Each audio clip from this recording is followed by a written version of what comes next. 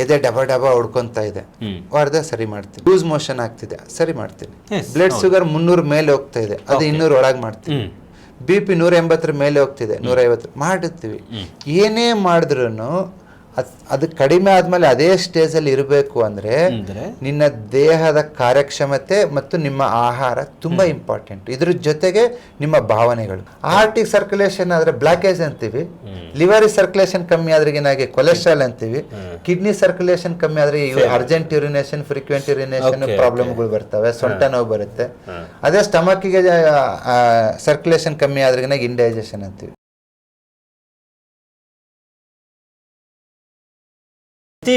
ಮನೆಗಳಲ್ಲೂ ಕೂಡ BP sugar ಇಲ್ದಿರೋರು ಯಾರೂ ಇಲ್ಲ. ಈಗ ಮೊದಲು ಒಬ್ರು ಇದ್ರು, ಈಗ ಇಬ್ಬರಾಗಿದ್ದಾರೆ. ಸೊ ನೆಕ್ಸ್ಟ್ 3 ಜನ ಆಗ್ಬಿಡ್ತಾರೆ ಒಂದೇ ಮನೆಯಲ್ಲಿ. ಸರ್ ಇದಕ್ಕೇನು ಪರ್ಮನೆಂಟ್ ಸೊಲ್ಯೂಷನ್ ಇಲ್ಲ? ನಿಮ್ಮ ಬಣ್ಣ ಚಿಕಿತ್ಸೆಯಲ್ಲಿ ಎಫೆಕ್ಟಿವ್ ಆಗಿ ಸೊ ಪ್ರತಿಯೊಬ್ಬರು BP ಶುಗರ್ನ ವಾಸಿ ಮಾಡ್ಕೋಬೇಕು. ಒಂದ್ಸಲ BP ಶುಗರ್ ಬಂತು ಅಂದರೆ ಬೇರೆ ಬೇರೆ ಕಾಯಿಲೆಗಳು ಶುರು ಆಗ್ಬಿಟ್ಟು. BP ಶುಗರ್ ವರ್ಡ್ ಪ್ಯಾಷನೇಟ್ ಆಗಿದೆ. ಹೌದು, ಪ್ಯಾಷನೇಟ್ ಆಗ್ಬಿಟ್ಟಿದೆ, ಎಂಡೇ ಇಲ್ಲ ನಂಗೆ ಆಗ್ಬಿಟ್ಟಿದೆ ಸರ್. ಅದಕ್ಕೆ ಸರಿ ಸಾಯೋವರೆಗೂ ತಗೋತಾನೆ ಇರ್ತಾರೆ. ಅಲ್ಲ, ಇವಾಗ BP ಶುಗರಿಗೆ ಮಾತ್ರ ಸಾಯೋ ತನಕ ತಗೋತಾ ಇಲ್ಲ, ಅಲ್ಲ ಎಲ್ಲದಕ್ಕೂ ತಗೋತಾ ಇದ್ದಾರೆ. ಸಿಂಪಲ್ ತಲೆಗೂ ಸಾಯೋ ತನಕ ತಗೋತಿದ್ದಾರೆ, ಗ್ಯಾಸ್ಟ್ರಿಕ್ಗೂ ಸಾಯೋ ತನಕ ತಗೋತಾನೆ ಇದ್ದಾರೆ, ಮಲಬದ್ಧತೆ ಇದೇ ಇರುತ್ತೆ ಎಲ್ಲದರ ಅರ್ಥೇನು. ಈ ಮೆಡಿಸಿನ್ ಡಿಸೈನ್ ಆಗಿರೋದೇ ರಿಲೀಫ್ ಕೊಡೋಕ್ಕೆ. ಇವಾಗ ನಾನು ನಿಮಗೆ ಕಲರ್ ಥೆರಪಿ ರಿಲೀಫ್ ಕೊಡೋಕ್ಕೆ, ನಾನು ನಿಮಗೆ ಕಲರ್ ಥೆರಪಿ ಕೊಟ್ಟರು ಅದೇ ಆಗೋದು. ಮೆಡಿಸಿನ್ ಇಂದ ಹೆಂಗ್ ಕಂಟ್ರೋಲ್ ಆಗುತ್ತೆ ಅದೇ ತರ ಕಲರ್ ಥೆರಪಿ ಹಾಕೊಂಡ್ರು ಕಂಟ್ರೋಲ್ ಆಗುತ್ತೆ. ಬಟ್ ಕ್ಯೂರ್ ಆಗಬೇಕು, ಅದರಿಂದ ಆಚೆ ಬರಬೇಕು. ಕಂಟ್ರೋಲ್ ಅವಾಗ ಪರಿಸ್ಥಿತಿ ಕಂಟ್ರೋಲ್ ಆಗುತ್ತೆ, ಬಟ್ ಬಿಟ್ಬಿಡ್ಬೇಕು. ನಮ್ಮ ಅದರಿಂದ ಆಚೆ ಬರಬೇಕು ಅಂತಂದ್ರೆ ಫಸ್ಟ್ ನೀವು ಶುಗರ್ BP ನ ಕಾಯಿಲೆ ತರ ನೋಡೋದನ್ನ ಸ್ಟಾಪ್ ಮಾಡಬೇಕು. ಕಾಯಿಲೆನೇ ಎಲ್ಲ ಆಗೋದು, ಅದು ಕಾಯಿಲೆ ಅಲ್ಲ ಮತ್ತೆ ಅದು ನಿನ್ನ ಡೈಜೆಷನ್ ವೀಕ್ನೆಸ್. ಓಕೆ, ತಿಂದ ಆಹಾರ ಸರಿಯಾಗಿ ಜೀರ್ಣ ಆಗ್ತಿಲ್ಲ ಅಷ್ಟೇ, ಇನ್ನೇನಿಲ್ಲ. ನಿಮ್ಮ ಬಾಡಿ ವೀಕ್ ಮಾಡ್ಕೊಳ್ಳಿ, ನಿಮ್ಮ ದೇಹ ವೀಕ್ ಆಗಿದೆ, ದಟ್ಸ್ ಇಟ್. ಓಕೆ, ಈಗ ಸ್ಟಾರ್ಟಿಂಗು ಶುಗರ್ ಬರ್ತಾ ಇದೆ, BP ಬರ್ತಾ ಇದೆ ಅಂತ ಅನ್ಕೊಳ್ಳೋದು ಹೇಗೆ ಗೊತ್ತಾಗೋದು ಹೇಗೆ? ಸಿಂಪಲ್, ತಿಂದಿದ್ದು ಸರಿಗೆ ಜೀರ್ಣ ಆಗ್ತಾ ಇಲ್ಲ, ಮೋಷನ್ ಅನ್ಟೆಂಟ್ ಆಗಿ ಬರ್ತಾ ಇದೆ, ಓಕೆ, ಆಂಗ್ಸೈಟಿ ಆಗ್ತಾ ಇದೆ, ಹಾರ್ಟ್ ಪಲ್ಪಿಟೇಷನ್ ಆಗ್ತಾ ಇದೆ, ಹೊಟ್ಟೆ ಉಬ್ಬರ ಆಗ್ತಾ ಇದೆ, ಕೈಕಾಲು ಜೋಮ್ ಬರ್ತಾ ಇದೆ, ಅಂಗಾಲು ಉರಿ ಬರ್ತಾ ಇದೆ. ಇದೆಲ್ಲ ಬಂದಾಗ ಕಾಯಿಲೆ ಬಂದಿರಲ್ಲ, ಇದನ್ನ ಟ್ರೀಟ್ ಮಾಡಿಲ್ಲ ಅಂದ್ರೆ ಮುಂದೆ ಬರುತ್ತೆ. ಅಂದ್ರೆ ಇದೆಲ್ಲ ಸಿಂಪ್ಟಮ್ಸ್. ನಿಂಗೆ BP ಶುಗರ್ ಬರುತ್ತೆ ಅಂದ್ರೆ ಇವೆಲ್ಲ ಬಂದಿರ್ತಪ್ಪ, ಕಾಲ್ ಜೋಮ್ ಬರುತ್ತೆ, ಅವೆಲ್ಲ ಬಂದ್ರೆ ಬರ್ಬೇಕಂತಲ್ಲ. This is it's a body language. ದೇಹ ಒತ್ತಡ ಆದಾಗ ತನ್ನದೇ ಆದ ಒಂದು ಭಾಷೆನಲ್ಲಿ ಹೇಳುತ್ತೆ, ನನಗೆ ಡೈಜೆಷನ್ ಮಾಡಕ್ ಕಷ್ಟ ಆಗ್ತಾ ಇದೆ, ಕಾಲಿಗೆ ರಕ್ತ ಸಂಚಾರ ಮಾಡಕ್ ಕಷ್ಟ ಆಗ್ತಾ ಇದೆ, ನಮ್ಮ ಮಾನಸಿಕತೆನ ನೆಮ್ಮದಿಯಾಗಿ ಇಟ್ಕೊಳಕ್ ಕಷ್ಟ ಆಗ್ತಿದೆ. ಅದು ತನ್ನದೇ ಆದ ಒಂದು ಭಾಷೆನಲ್ಲಿ ಹೇಳ್ತಾ ಇದೆ. ಬಟ್ ನಮಗೆ ಎಲ್ಲರಿಗೂ ಒಂದೇ ಭಾಷೆ ಬರೋದು, ಇಂಗ್ಲಿಷು, ಮೆಡಿಸಿನ್ ಭಾಷೆ. ಆ ದೇಹದ ಭಾಷೆನ ಅರ್ಥ ಮಾಡ್ಕೊಳೋದ್ರಲ್ಲಿ ನಾವೆಲ್ಲ ಸೋಲ್ತಾ ಇದೀವಿ. ಹೇಳುತ್ತೆ, ಅದ್ಭುತವಾಗಿ ಮಾತಾಡುತ್ತೆ. ಯಾವ ಡಾಕ್ಟ್ರು, ಯಾವ ಮಿಷನ್ ನಿನ್ನ ದೇಹದ ಭಾಷೆನಷ್ಟು ದೊಡ್ಡವರಲ್ಲ. ವೆರಿ ಪ್ರಿಸೈಸ್ ಆಗಿ ಹೇಳುತ್ತೆ ಅದು. ನಿಂಗೆ ಸಿಂಪ್ಟಮ್ಸ್ ಕೊಟ್ಟಿರುತ್ತೆ, ಇಣಕ್ ನೋಡಿರುತ್ತೆ, ನೋಡಿ ಬರ್ತಾ ಇದ್ದೀನಿ ನೀನು ಸರಿ ಮಾಡ್ಕೋ ಅಂತ. ಬಟ್ ಅದೆಲ್ಲದನ್ನು ನಾವು ನೆಗ್ಲೆಕ್ಟ್ ಮಾಡ್ತಾ ಇದೀವಿ. ಫಾರ್ ಎಕ್ಸಾಂಪಲ್, ತುಂಬಾ ಜನಕ್ಕೆ ತಿಂದಿದ್ದು ಜೀರ್ಣ ಆಗಲ್ಲ. ಫಾರ್ ಪ್ರೋಟೀನ್ ಫುಡ್ ತಿಂದ್ರೆ ಯೂರಿನ್ ನಲ್ಲಿ ನೊರೆ ಬರುತ್ತೆ, ಇಲ್ಲ ವೈಟ್ ರೈಸ್ ತಿಂದಾಗ ಸುಸ್ತಾಗುತ್ತೆ, ಇಲ್ಲ ಹೈಬ್ರಿಡ್ ಗೋಧಿ ಹಿಟ್ಟು ತಗೊಂಡಾಗ ನಿಮ್ಗೆ ಲಿವರ್ ಫಂಕ್ಷನ್ ಲೋ ಆಗೋದು. ಅದ್ರಲ್ಲಿ ಈವನ್ ಮಾಡರ್ನ್ ಸೈನ್ಸ್ ಹೇಳುತ್ತೆ ಅದ್ರಲ್ಲಿ ಗ್ಲೂಟಿನ್ ಅಂತ ಪ್ರೋಟೀನ್ ಇರುತ್ತೆ, ಲಿವರ್ ಅಂತ. ಬಟ್ ಅಷ್ಟು ರಿಸರ್ಚ್ಗೆ ಹೋಗೋದು ಬೇಡ. ಯಾರೇ 2-3 ಚಪಾತಿ ತಿಂದ್ರೆ ಮೈ ಉಷ್ಣ ಜಾಸ್ತಿ ಆಗುತ್ತೆ, ಓಕೆ, ಸ್ವಲ್ಪ ಅಂಗಾಲು ಉರಿ ಬರುತ್ತೆ, ಕಣ್ಣು ಉರಿ ಬರುತ್ತೆ, ಸಮ್ಮಾರು ಅದರ ಸಿಂಪ್ಟಮ್ಸ್ ಹೀಟ್ ಹೇಳುತ್ತೆ. ಅಂದ್ರೆ ಇವತ್ತಿಷ್ಟು ಅನ್ನ ತಿನ್ನಿ 9 ಗಂಟೆಗೆ, 12-1 ಗಂಟೆ ತನಕನೂ ನೀವು ತಡ್ಕೊಳಕ್ಕಾಗಲ್ಲ, ಸುಸ್ತಾಗ್ತೀರ. ಮತ್ತೆ 11 ಗಂಟೆಗೋ 11:15ಗೋ ಟೀ ಕುಡಿತೀರಾ, ಜ್ಯೂಸ್ ಕುಡಿತೀರಾ. ಅದ್ರ ಅರ್ಥ ಏನು? ಒಂದು, ನಿನ್ನ ದೇಹ ಸರಿಯಾಗಿ ಅದನ್ನ ಜೀರ್ಣ ಮಾಡ್ತಾ ಇಲ್ಲ. ಎರಡನೇದು, ನೀವು ತಿಂದಿರೋ ಆಹಾರನೇ ಸರಿ ಇಲ್ಲ. ನೀವು ಡಯಾಬಿಟೀಸಿಂದ ಬಿ ಪಿಯಿಂದ ಆಚೆ ಬರಬೇಕು ಅಂದರೆ ಎರಡನ್ನೂ ಸರಿ ಮಾಡ್ಕೋಬೇಕು. ನಿನ್ನ ದೇಹದ ಕ್ಷಮತೆನ ಇನ್ಕ್ರೀಸ್ ಮಾಡಿಬಿಟ್ಟು ನೀವು ತಿಂತಕ್ಕಂಥ ಕಾರ್ಬೋಹೈಡ್ರೇಟ್ಸ್ ಆಗಿರ್ಬೋದು, ಫ್ಯಾಟ್ ಆಗಿರ್ಬೋದು, ಪ್ರೋಟೀನ್ ಆಗಿರ್ಬೋದು, ಅದು ಚೆನ್ನಾಗಿ ಜೀರ್ಣ ಆಗಬೇಕು. ಎರಡನೇದು, ನೀವು ಕೊಡ್ತಕ್ಕಂಥ ಪ್ರೋಟೀನ್ ಕಾರ್ಬೋಹೈಡ್ರೇಟ್ಸು ಅದು ನೈಸರ್ಗಿಕವಾಗಿರ್ಬೇಕು, ಆರ್ಗ್ಯಾನಿಕ್ ಆಗಿರಬೇಕು. ಅದು ದೇಹನ ಪೋಷಣೆ ಮಾಡೋ ಥರ ಇರಬೇಕೆ ಹೊರತು ದೇಹನ ಹಾಳು ಮಾಡೋ ಥರ ಇರಬಾರ್ದು. ಅದೇ ಫಸ್ಟ್ ಫುಡ್ಡಲ್ಲಿ ಮಾಡ್ಕೊಳ್ಳಿ. ಬಟ್ ಇಷ್ಟು ದಿನ ಅವರು ದೇಹನ ಹಾಳು ಮಾಡ್ಕೊಂಡು ಬಂದ್ಬಿಟ್ಟಿದ್ದಾರೆ ಸರ್, ಟ್ರೀಟ್ಮೆಂಟ್ ಎಲ್ಲ ತಗೊಂಡು ಮತ್ತೆ ಯಾವುದೋ ಕೆಟ್ಟ ಆಹಾರ ಎಲ್ಲ ತಗೊಂಡು. ಬಟ್ ಇನ್ನು ಮೇಲೆ ಹೆಂಗೆ ಸರ್ ಅದು? ನಮ್ಮ ಬಳಿ ಎರಡು ಥರ ಆಗುತ್ತೆ. ಒಂದು, ನಮ್ಮ colour therapy, traditional energy medicine, acupressure ಅಂತ ಏನು ಟ್ರೀಟ್ಮೆಂಟ್ ಮಾಡ್ತೀವಿ, ಇದು ನಿಮ್ಮ ಹಾಳಾಗಿರ್ತಕ್ಕಂಥ ಆರೋಗ್ಯನ ಸರಿ ಮಾಡುತ್ತೆ. Okay okay. ಬಟ್ ಆ ಸರಿಯಾಗಿರೋ ದೇಹನ ಸರಿಯಾಗಿ ಇಟ್ಕೋಬೇಕು ಅಂತಂದ್ರೆ ಮತ್ತೆ ಆಹಾರ ಚೆನ್ನಾಗಿರ್ಬೇಕು. ನೀವೊಂದು ಬೈಕ್ ತರ್ತೀರ ನನ್ನ ಹತ್ರ, ರಿಪೇರಿ ಮಾಡಿ ಕೊಡ್ತೀನಿ, ಅದಕ್ಕೆ ಪೆಟ್ರೋಲೇ ಹಾಕ್ಬೇಕು. ನೀವು ಕರೆಕ್ಟ್ ಸಿಮೆಂಟ್ ಹಾಕೊಂಡು ಇನ್ನೇನೊಂದು ಹಾಕೊಂಡು ಮತ್ತೆ ವಾಪಸ್ ಬರ್ತೀರಾ. ಇವತ್ತು ದಿನನಿತ್ಯ 100 ಜನಕ್ಕೆ ನಾವಿಲ್ಲಿ ಟ್ರೀಟ್ಮೆಂಟ್ ಕೊಡ್ತೀವಿ. ಎಲ್ರಿಗೂ ಹೇಳೋದೇನೆಂದರೆ, ನಿಮಗೆ ಏನು ಕಾಯಿಲೆ ಸಿಂಪ್ಟಮ್ಸ್ ಇದೆ ಅದನ್ನು ನಾವು ಕಡಿಮೆ ಮಾಡಿಕೊಡ್ತೀವಿ. ಓಕೆ, ಬಟ್ ಕಡಿಮೆ ಮಾಡ್ಕೊಡ್ತೀವಿ ಮತ್ತೆ ಅದನ್ನ ಇನ್ನಿಲ್ದಂತೂ ಕೂಡ ಮಾಡ್ತೀವಿ. ಮಾಡ್ಬೋದು, ಅದು ಭರವಸೆ ಇದೆಯಾ? ಅದು ಮಾಡ್ತೀವಿ. ಬಟ್ ಅದು ಅವ್ರ ಕೈನಲ್ಲಿ ಇರುತ್ತೆ. ಮನೆಗೆ ಹೋದ್ಮೇಲೆ ಏನು ಮಾಡ್ತೀಯಾ ನೀನು ಅಂತ. ಇಲ್ಲಿ ತುಂಬಾ ಜನ ಏನ್ ಅನ್ಕೊಂಡಿದ್ದಾರೆ ಅಂದ್ರೆ, ನನಗೆ ಕಾಯಿಲೆ ಬಂದಿದೆ, ನಾನು ಡಾಕ್ಟರ್ ತಾಗ ಹೋಗ್ತೀನಿ, ಆ ಕಾಯಿಲೆ ವಾಸಿ ಆಗುತ್ತೆ.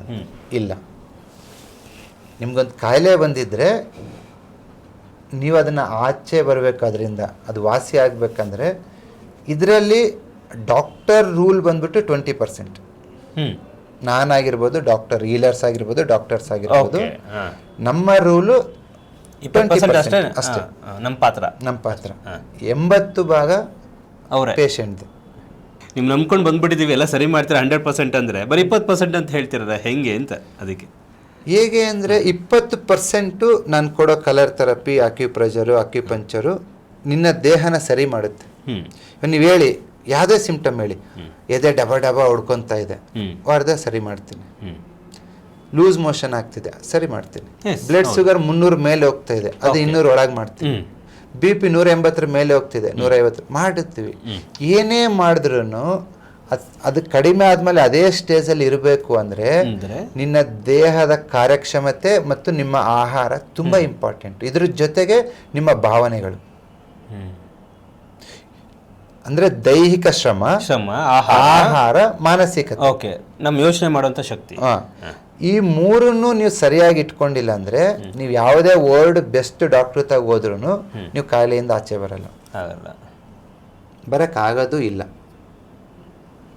ಸೊ ಹಾಗಾಗಿ ಯಾರೆಲ್ಲ ಗಂಭೀರ ಕಾಯಿಲೆಗಳಿಂದ ಆಚೆ ಬರ್ಬೇಕು ಅನ್ಕೋತೀರ, ಅದು ನಿಮ್ಮ ಗರ್ಭಕೋಶದಲ್ಲಿ ಗಡ್ಡೆ ಇರ್ಬೋದು, ಸಯಾಟಿಕ್ ಆಗಿರ್ಬೋದು, ಹಾರ್ಟ್ ಪ್ರಾಬ್ಲಮ್ ಇರ್ಬೋದು, ಕಿಡ್ನಿ ಪ್ರಾಬ್ಲಮ್ಸ್ ಇರ್ಬೋದು, ಒಂದು ಬೇಸಿಕ್ ಪ್ರಿನ್ಸಿಪಲ್ನ ನೀವು ಅರ್ಥ ಮಾಡ್ಕೋಬೇಕು.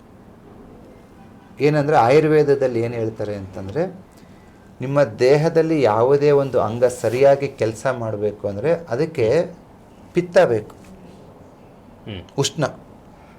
ಓಕೆ, ಅದು ಬೇಸಿಕ್. ಅದು ಇವತ್ತು ನಾನು ಹಿಂಗೆ ಕೈ ಮಡಿಸ್ತೀನಿ, ಅತಿ ಆಗ್ಬಾರ್ದು. ಈ ಕೈ ಹಿಂಗೆ ಮಡಿಸ್ತೀನಿ, ಹಿಂಗೆ ಮಡಿಸ್ಬೇಕಂದ್ರೆ ಇಲ್ಲಿರೋ ಬೋನಿಗೆ, ಲಿಗಮೆಂಟ್ಸಿಗೆ, ಮಸಲ್ಸಿಗೆ ಬ್ಲಡ್ ಬೇಕು. ಹೌದು ಸರ್, ಹೌದು. ಬ್ಲಡ್ ಯಾವಾಗ ಬರುತ್ತೆ ಇದಕ್ಕೆ ಅಂತಂದ್ರೆ ಸರ್ಕ್ಯುಲೇಷನ್ ಇದ್ರೆ. ಹೌದು. ಸರ್ಕ್ಯುಲೇಷನ್ ಯಾವಾಗ ಆಗುತ್ತಂದ್ರೆ ಉಷ್ಣ ಇದ್ದಾಗ, ಯಾಂಗ್ ಎನರ್ಜಿ ಅಂತ ಕರೀತಾರೆ. ಬಾಡಿ ವಾರ್ಮ್ ಇರಬೇಕು. ನೀವು ಕೋಲ್ಡ್ ಆದಷ್ಟು ಚಟ್ಟಕ್ಕೆ ಹತ್ರ ಆಗಿದ್ರಿ ಅಂತ. ಓಕೆ, ಬಾಡಿ ತಣ್ಣಗಾಗ್ಬಿಟ್ಟಿದೆ, ಡೆಡ್ ಬಾಡಿ ಹೆಂಗಿರುತ್ತೆ, ತಣ್ಣಗಿರುತ್ತೆ. ಸೊ ಹಾಗಾಗಿ ಆ ಒಂದು ಸರ್ಕ್ಯುಲೇಷನ್ ನೀವು ಬೆಟರ್ ಆಗಿ ಇಟ್ಕೊಂಡ್ರೆ ಮಾತ್ರ ಪರ್ಮನೆಂಟ್ ಕ್ಯೂರ್. ತುಂಬಾ ಜನ ಹೇಳ್ತಾರೆ, ಸರ್ ನನ್ನ ಶುಗರ್ 300 ಮೇಲೆ ಇತ್ತು, ಇವಾಗ ಒಂದು 15 ದಿವಸದಿಂದ ವಾಕಿಂಗ್ ಹೋಗ್ತಾ ಇದ್ದೀನಿ, 200ಕ್ಕೆ ಬಂದಿದೆ. ವಾಕಿಂಗ್ ಹೋದ್ರೆ ಶುಗರ್ ಹೆಂಗ್ ಕಮ್ಮಿ ಆಯ್ತು? ನನ್ನ ಕ್ವಶನ್. ಓಕೆ, ಆಮೇಲೆ ಡೈಲಿ ವಾಕ್ ಮಾಡಿ ಅಂತ ಕೂಡ ನೀವು ಹೇಳ್ತೀರಾ. ದೈಹಿಕ ಕಾರ್ಯಕ್ಷಮತೆ ಬೇಕೇ ಬೇಕು, ತಿಂದಿದ್ದು ಅರಗಿಸೋಕ್ಕೂ ಬೇಕು. ಅಂದ್ರೆ ಉಷ್ಣ. ಇವಾಗ ಕಿಡ್ನಿ ನಿಮ್ಮ ಬ್ಲಡ್ ನ ಫಿಲ್ಟರ್ ಮಾಡಬೇಕು, ಅಲ್ಲಿರೋ ನೆಫ್ರಾನ್ಸ್ ಫಿಲ್ಟರ್ ಮಾಡಬೇಕು ಅಂದ್ರೆ ಆ ಕಿಡ್ನಿಗೂ ಸರ್ಕ್ಯುಲೇಷನ್ ಬೇಕು, ಎನರ್ಜಿ ಫ್ಲೋ ಆಗಬೇಕು, ಹಾರ್ಟ್ ಲಬ್ ಡಬ್ ಬಡಿಬೇಕು, ಅದಕ್ಕೂ ಸರ್ಕ್ಯುಲೇಷನ್ ಆಗಬೇಕು. ಅದು ಅಗ್ನಿ. ಹ್ಮ್ 3 ಥರ ಅಗ್ನಿ ಹೇಳ್ತಾರೆ ಆಯುರ್ವೇದದಲ್ಲಿ. ಈಗ ಬ್ಲಡ್ ಸರ್ಕ್ಯುಲೇಷನ್ ಹೆಂಗಾಗಬೇಕು ನಿಮ್ಮ ಬಣ್ಣ ಚಿಕಿತ್ಸೆಯಲ್ಲಿ ಹೇಗೆ? 3 ಕಾರಣ ಅದಕ್ಕೆ ಬ್ಲಡ್ ಸರ್ಕ್ಯುಲೇಷನ್. 3 ಜನ. ಒಂದು ಚಿತ್ತಾಗ್ನಿ, ಓಕೆ, ಅಂದರೆ ಮೈಂಡ್. ನಾನು ನಿಮ್ಗೆ ಹಿಂಗೆ ಕೋಪ ಹಿಂಗೆ ಇರ್ತೀನಿ, 2-3 ಸತಿಗಿರ ತಟ್ಟಿ 4ನೇ ಸತಿಗೆ ಏನ್ಲೇ ನಿಂದ ಅಂತ. ಹೌದು. ಅಂದ್ರೆ ನಿನ್ ಮೈಯೆಲ್ಲ ಬಿಸಿ ಆಗ್ಬಿಡ್ತೈತೆ, ಕಣ್ಣು ಕೆಂಪಾಗ್ಬಿಡ್ತದೆ ಕೋಪ ಆದ್ರೆ. ಹೌದು. ದೇಹನ ಬಿಸಿ ಮಾಡೋ ಶಕ್ತಿ, ನಿನ್ನ ದೇಹನ ಬಿಸಿ ಮಾಡ್ತಕ್ಕಂಥ ಶಕ್ತಿ ಈ ಚಿತ್ತಾಗ್ನಿಗಿದೆ. ನಾನು ನಿಮ್ಮ ನೋಡಿ ಸ್ಮೈಲ್ ಮಾಡ್ತಾ ಇದ್ದೀನಿ, ಹಾಯ್ ಸರ್ ಅಂತ. ಓಕೆ, ಒಂದು ಬ್ಲಶ್ ಔಟ್ ಆಗ್ಬಿಡ್ತೀವಿ. ಯಾವಾಗ ನೋಡಿ, ಯಾವಾಗ ನೀವು ಖುಷಿ ಆಗ್ತಿರೋ, ನಾಚ್ಕೋತಿರೋ, ಕೆನೆ ಕೆಂಪಾಗತ್ತೆ. ಯಾಕೆ ಕೆಂಪಾಗುತ್ತೆ ಅಂದ್ರೆ ಸರ್ಕ್ಯುಲೇಷನ್ ಆಗುತ್ತೆ. Correct, because of circulation. So ಅಂಗಾಲಿಂದ ಅಣ್ಣೆತ್ತಿಗೆ ಆ ಅಗ್ನಿನ ಕೊಡೋ ಶಕ್ತಿ, ಬೆಂಕಿನ ಕೊಡೋ ಶಕ್ತಿ ಮೈಂಡಿಗಿದೆ, ತಲೆಗಿದೆ. ನಾವು ಹೆಂಗೆ ಯೋಚನೆ ಮಾಡ್ತೀವಿ ಬಾಡಿ ಹಂಗಿರುತ್ತೆ. ಸೂಪರ್. ನಿಮ್ಮನ್ನ ದೈಹಿಕವಾಗಿ ಆರೋಗ್ಯವಾಗಿ ಮಾಡಬೇಕು ಅಂದ್ರೆ ಟ್ಯಾಬ್ಲೆಟು, ಕಲರ್ ಥೆರಪಿ, ಡಾಕ್ಟರ್ ಯಾರು ಬೇಡ, ಇದೊಂದೇ ಸಾಕು. ನಿಜ, ಬೇರೆ ಏನು ಬೇಕಿಲ್ಲ. ನಿನ್ನ ದೇಹನೆಲ್ಲ ಹಾಳ ಮಾಡೋದಕ್ಕೆ ಇದೊಂದೇ ಸಾಕು. ನೀವು ಸಾಮಾನ್ಯವಾಗಿ ಹೇಳ್ತೀರಾ, ಅವ್ನು ಭಯ ಬಿದ್ದು ಹುಚ್ಚೊಯ್ಕೊಂಬಿಟ್ಟ ಅಂತ. ಯಾಕೆ ಹೇಳಿ? ಭಯ ಬಿದ್ದಾಗ ದೇಹ ತಣ್ಣಗಾಗುತ್ತೆ. ಯಾವಾಗ ತಣ್ಣಗಾಗುತ್ತೋ ದೇಹದ ಕೋಲ್ಡ್ನೆಸ್ನ ಕಂಟ್ರೋಲ್ ಮಾಡೋದು ಕಿಡ್ನಿ. ಆ ಕಿಡ್ನಿ ಯೂರಿನರಿ ಬ್ಲಾಡರ್ನ ಹಿಡ್ದಿಟ್ಕೊಂಡಿರುತ್ತೆ, ಯೂರಿನ್ನ. ಯಾವಾಗ ಕಿಡ್ನಿ ಕೋಲ್ಡ್ ಆಗುತ್ತೋ ಯೂರಿನರಿ ಬ್ಲಾಡರ್ ಮೇಲೆ ಕಂಟ್ರೋಲ್ ಇರಲ್ಲ, ಹುಚ್ಚೊಯ್ಕೊಂಡ್ಬಿಡ್ತಾರೆ. ಹೆದರ್ಕೊಂಡು ಹುಚ್ಚೊಯ್ಕೊಂಡ್ಬಿಟ್ಟ ಅಂತ. ಅಂದ್ರೆ ನಿನ್ನ ದೇಹ ತಣ್ಣಗಾದಷ್ಟು ಕಿಡ್ನಿ ಫಂಕ್ಷನ್ ಡೌನ್ ಯಾವುದು ಇರಲ್ಲ. ನಿನ್ನ ದೇಹ ತಣ್ಣಗಾದಷ್ಟು ಕಿಡ್ನಿ ಫಂಕ್ಷನ್ ಡೌನ್ ಆಗುತ್ತೆ. ದೇಹ ಯಾವಾಗ ತಣ್ಣಗಾಗುತ್ತೆ? ನೀನು ಯಾವಾಗ ಭಯ ಬೀಳ್ತೀಯೋ ಅವಾಗ ದೇಹ ತಣ್ಣಗಾಗುತ್ತೆ. ಯಾವಾಗ ಸ್ಟ್ರೆಸ್ ಆಗ್ತೀಯೋ ಅವಾಗ ದೇಹ ತಣ್ಣಗಾಗುತ್ತೆ. ಇವತ್ತು ನಾವು ಚಿಕ್ಕ ಪುಟ್ಟ ವಿಷಯಕ್ಕೂ ಭಯ ಪಡ್ತಾ ಇದೀವಿ. ಅಯ್ಯೋ ಲೋನ್ ಹೋಯ್ತೆ, ಅಯ್ಯೋ ಮಗು ಓದ್ತಾ ಇಲ್ಲ, ಅಯ್ಯೋ ದುಡ್ಡಿಲ್ಲ, ಅಯ್ಯೋ ಕೆಲಸ ಹೋಗ್ಬಿಟ್ರೆ, ಅಯ್ಯೋ ಹೆಂಡ್ತಿಂಗ್ ಮಾಡ್ಬಿಡ್ಲಿ, ಅಯ್ಯೋ ಗಂಡಿಂಗ್ ಹೋಗ್ಬಿಟ್ಟು. ಪ್ರತಿ ಚಿಕ್ಕ ಪುಟ್ಟ ವಿಷಯಕ್ಕೆ ನಾವು ಇನ್ಸೆಕ್ಯೂರ್ ಫೀಲ್ ಆಗ್ತೀವಿ. ಏನಾಗ್ಬಿಡುತ್ತೋ, ಯಾಕೆ ಹಿಂಗ, ಯಾವಾಗಲೂ ಗಾಬರಿ. ಆ ಆಂಗ್ಸೈಟಿ, ಆ ಸ್ಟ್ರೆಸ್ ಏನ್ ಮಾಡುತ್ತೆ ಅಂದ್ರೆ ನಿನ್ನ ದೇಹದ ಸರ್ಕ್ಯುಲೇಷನ್ ಕಮ್ಮಿ ಮಾಡುತ್ತೆ. ನಿನ್ನ ದೇಹದ ಸರ್ಕ್ಯುಲೇಷನ್ ಕಮ್ಮಿ ಆಗುತ್ತೆ. ಹಾರ್ಟಿಗೆ ಸರ್ಕ್ಯುಲೇಷನ್ ಆದ್ರೆ ಬ್ಲಾಕೇಜ್ ಅಂತೀವಿ, ಲಿವರ್ ಸರ್ಕ್ಯುಲೇಷನ್ ಕಮ್ಮಿ ಆದ್ರೆ ಏನಾಗಿ ಕೊಲೆಸ್ಟ್ರಾಲ್ ಅಂತೀವಿ, ಕಿಡ್ನಿ ಸರ್ಕ್ಯುಲೇಷನ್ ಕಮ್ಮಿ ಆದ್ರೆ ಅರ್ಜೆಂಟ್ ಯೂರಿನೇಷನ್, ಫ್ರೀಕ್ವೆಂಟ್ ಯೂರಿನೇಷನ್ ಪ್ರಾಬ್ಲಮ್ಗಳು ಬರ್ತವೆ, ಸೊಂಟ ನೋವು ಬರುತ್ತೆ. ಅದೇ ಸ್ಟಮಕ್ಗೆ ಸರ್ಕ್ಯುಲೇಷನ್ ಕಮ್ಮಿ ಆದ್ರೆ ಇಂಡೈಜೆಷನ್ ಅಂತೀವಿ. ಬೇರೆ ಬೇರೆ ಹೆಸರು ಕೊಟ್ಟಿದ್ದೀವಿ ಹೊರತು ಈ ಚಿತ್ತಾಗ್ನಿ ಏನಿದೆ ಅಲ್ವಾ, ಇಟ್ಸ್ ಸೋ ಪವರ್ಫುಲ್ ಅಲ್ಲ. ಇದನ್ನ ಸರಿಯಾಗಿ ಇಟ್ಕೊಳ್ಳಿ, ಪಾಸಿಟಿವ್ ಆಗಿ ಇಟ್ಕೊಳ್ಳಿ, ಬಾಡಿ ಪಾಸಿಟಿವ್ ಆಗಿ ವರ್ಕ್ ಮಾಡುತ್ತೆ. ಈ ಚಿತ್ತಾಗ್ನಿ ಏನಿದೆ ಇದನ್ನ ಮ್ಯಾನೇಜ್ ಯಾರು ಚೆನ್ನಾಗಿ ಮಾಡ್ತಾರೋ ಅವ್ರ ಕಾಯಿಲೆಯಿಂದ ದೂರ ಇರ್ತಾರೆ. ನೋಡಕ್ಕೂ ಅಷ್ಟೇ ಲಕ್ಷಣವಾಗಿರ್ತಾರೆ, ಚೆನ್ನಾಗಿರ್ತಾರೆ. ಅಂದ್ರೆ face is the index of mind ಅಂತಾರೆ. ಅವ್ರ ಮುಖ ನೋಡಿದ್ರೆ ಸಾಕು, ಅವ್ರ ಭಾವನೆಗಳು ಹೇಗಿರುತ್ತೆ, ಆ ಮನಸ್ಥಿತಿ ಹೇಗಿರುತ್ತೆ. ನಾ ಹೇಳ್ತೀವಿ, ಆಡು ಭಾಷೆನೇ ಹೇಳ್ತೀಯಲ್ಲ, ಯಾಕೆ ಹಿಂಗ್ ಮುಖ ಗಂಟಕ್ಕಂಡು ಏನಾಯ್ತು? ಮುಖ ಯಾವಾಗ ಗಂಟಕ್ಕಂತಾರೆ ಅಂದ್ರೆ ನಿನ್ನ ಯೋಚನೆಗಳು ಸ್ಟಕ್ ಆದಾಗ, ಯಾರನ್ನೊಬ್ಬನ್ನ ಅಸೂಯ ಪಟ್ಟಾಗ, ಯಾವ್ದೋ ಒಂದು ದ್ವೇಷ ಮಾಡಿದಾಗ ಮುಖ ಗಂಟಕ್ಕಂತೀರ. ಅದೇ ಯಾವಾಗ ಈ ಹೂವನ್ನ ಬೆಂಕಿಗೆ ಹೋಲಿಸ್ತೀವಿ, ಹೂ ಅರಳೈತಂದ್ರೆ ಬೆಂಕಿ ಅದು. ಮುಖ ಏನು ಹೂ ತರ ಅಳ್ಬಿಟ್ಟೈತೆ, ಯಾವಾಗ ಅದು ಅರಳ್ಬಿಟ್ಟಿದೆ ಅಂತ. ಅಂದ್ರೆ ಬ್ಲಡ್ ಸರ್ಕ್ಯುಲೇಷನ್ ಚೆನ್ನಾಗಾದಾಗ, ಯೋಚನೆ ಚೆನ್ನಾಗಿ ಬಂದಾಗ. ಸೊ ಫಸ್ಟ್ ಯೋಚನೆ ಚೆನ್ನಾಗಿರ್ಲಿ. ನಿನ್ನ ಇವತ್ತು ಥೈರಾಯ್ಡ್ ಚೆನ್ನಾಗಿ ಕೆಲಸ ಮಾಡಬೇಕು, ನಿಮ್ಮ ಗರ್ಭಕೋಶ ಚೆನ್ನಾಗಿ ಕೆಲಸ ಮಾಡಬೇಕು, ನಿಮ್ಮ ಗೈನಿಕ್ ಆರ್ಗನ್ಸು, ಸೆಕ್ಸುವಲ್ ಪ್ರಾಬ್ಲಮ್ ಚೆನ್ನಾಗಿ ಬರಬಾರ್ದು, ಅದೆಲ್ಲ ಚೆನ್ನಾಗಿರಬೇಕು ಅಂತಂದರೆ ದೇಹಕ್ಕೆ ಸರ್ಕ್ಯುಲೇಷನ್ ಬೇಕು. ಆ ಸರ್ಕ್ಯುಲೇಷನ್ನ ಕಂಟ್ರೋಲ್ ಮಾಡೋಂಥ ಶಕ್ತಿ ನಿಮ್ಮ ಮನಸ್ಸಿಗಿದೆ, ಬೇರೆ ಯಾವ ಪ್ರಾಣಿಗೂ ಇಲ್ಲ. ಕರೆಕ್ಟ್, ಮನುಷ್ಯನಿಗೆ ಮಾತ್ರ ಇದಿರೋದು. ಬೇರೆ ಎಲ್ಲಾ ಪ್ರಾಣಿಗಳು ಅವರ ದೈಹಿಕ ಆರೋಗ್ಯ ದೇಹದ ಮೇಲೆ ಸಂಬಂಧ ಇರುತ್ತೆ. ಅವ್ರು ತಿನ್ಬೇಕು, ಓಡಾಡಬೇಕು, ಕೆಲಸ ಮಾಡಬೇಕು, ಆರೋಗ್ಯವಾಗಿರ್ತಾವ. ಮನುಷ್ಯ ಹಂಗಲ್ಲ. ಕೆಲವ್ರು ಹೇಳ್ತಾರೆ, ಸರ್ ನಾನು ಯೋಗ ಮಾಡ್ತೀನಿ, ಜಿಮ್ ಮಾಡ್ತೀನಿ, ವಾಕಿಂಗ್ ಮಾಡ್ತೀನಿ, ಒಳ್ಳೆ ಫುಡ್ ತಿಂತೀನಿ, ನನಗೆ ಕಾಯಿಲೆ ಬಂತು ಸರ್ ಅಂತ. ನೀನು ಎಲ್ಲ ಮಾಡ್ತಿರ್ಬೋದಪ್ಪ, ಇದು ಹೆಂಗೆ ಯೋಚನೆ ಸರಿ ಇದೆಯಾ? ಟೆನ್ಷನ್ ಅಲ್ಲಿ ಇರ್ತಾರೆ, ಸ್ಟ್ರೆಸ್ ಅಲ್ಲಿ ಇರ್ತಾರೆ, ಹಂಗೆ ಹಿಂಗೆ ಆ ಸ್ಟ್ರೆಸ್ ಆಗಿ ಟೆನ್ಷನ್ ಆಗಿ ಊದ್ಕೊಂಡ್ಬಿಟ್ಟಿರ್ತಾರೆ. ಏನ್ ತಿಂದ್ರು ಕೂಡ ವರ್ಕೌಟ್ ಆಗ್ತಾ ಇಲ್ಲ ಸರ್. ಅಲ್ಲ, ನೀನು ಏನೇ ತಿಂದು ಏನೇ ಮಾಡಿದ್ರು ಅದು ಚೆನ್ನಾಗಿ ಜೀರ್ಣ ಆಗಿ ಸರ್ಕ್ಯುಲೇಷನ್ ಆಗಿ ಪ್ರತಿ ಜೀವಕೋಶಕ್ಕೆ ಹೋಗಬೇಕು ಅಂತಂದ್ರೆ ಅಗ್ನಿ ಬೇಕು. ಆ 3 ಅಗ್ನಿ, ಒಂದು ಮೂಲಾಗ್ನಿ, ಒಂದು ಜಠರಾಗ್ನಿ, ಒಂದು ಚಿತ್ತಾಗ್ನಿ. 3 ಅಗ್ನಿಗಳು. ಹಾ, ಅದರಲ್ಲಿ ಚಿತ್ತಾಗ್ನಿ ತುಂಬಾ ಇಂಪಾರ್ಟೆಂಟು. ನೀನು ದೈಹಿಕವಾಗಿ ಅಲ್ಲಿ ಇಲ್ಲಿ ಎಲ್ಲ ಬೆಸ್ಟ್ ಮಾಡಿದ್ರು ಇದು ಟೆನ್ಷನ್ ಅಲ್ಲಿ ಐತೆ ಅಂದ್ರೆ ನಿನ್ನ ಹಂಗ ದೀಪ ಹಾರೋದಂಗೆ ಹಾರೋಗ್ಬಿಡ್ತೀಯ ನೀನು. ಇದು ರೈಟ್ ನ್ಯೂಸ್.